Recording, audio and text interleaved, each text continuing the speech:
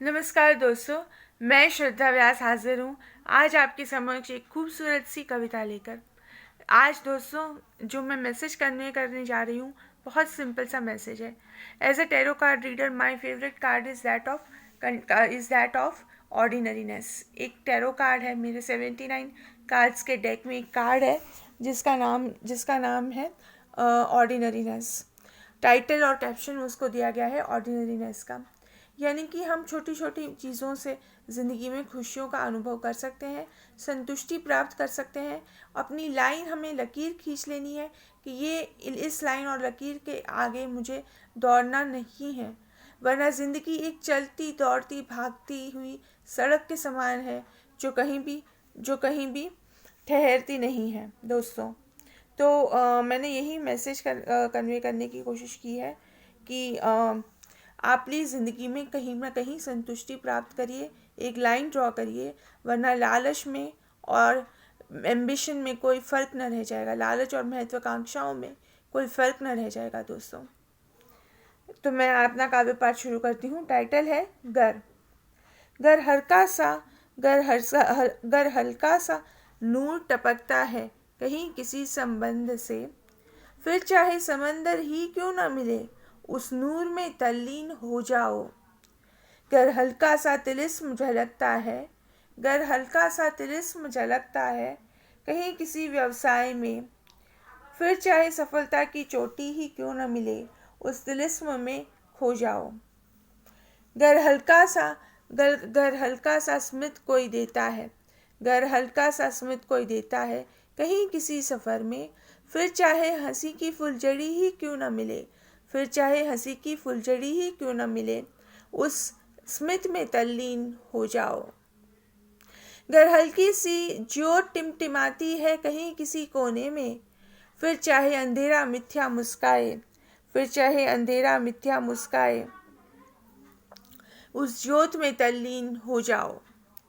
घर हल्की सी बौछार गिरे आंगन में कहीं किसी सावन में, फिर चाहे बरसाते ही क्यों ना बरसे, फिर चाहे बरसाते ही क्यों ना बरसे उस बौछार में तल्लीन हो जाओ।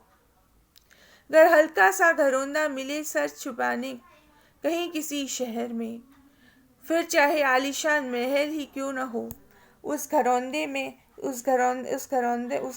में तल्लीन हो जाओ।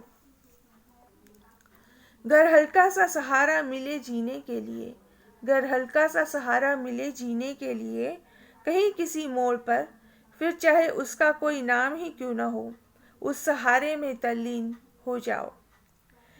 घर छोटे से मंदिर में पूजा संभव हो, घर छोटे से मंदिर में पूजा संभव हो कहीं किसी त्योहार में, फिर चाहे 4 धाम की यात्रा ही क्यों न करो उस मंदिर में तल्लीन हो जाओ।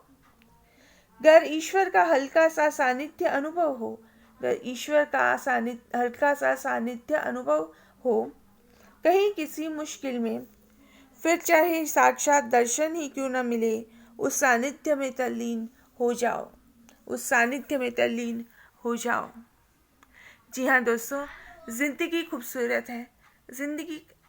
ज़िंदगी में एक वर्ड बहुत इम्पॉर्टेंट है, सेटिस्फैक्शन।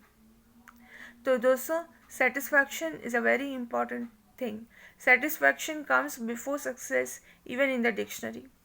तो मैं ये नहीं कहती कि आप लाइफ में महत्वाकांक्षाएं ना रखें, एम्बिशंस ना रखें, गोल्स ना रखें या ऊंचे ऑब्जेक्टिव्स ना रखें, लेकिन हमें अपने पाँव उतने ही पसारने चाहिए जितनी लंबाई हमारी चादर की है।